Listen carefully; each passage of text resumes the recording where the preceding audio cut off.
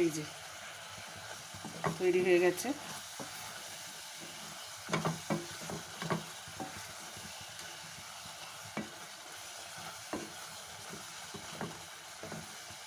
আপনারা দেখুন এবং লাইক সাবস্ক্রাইব করুন।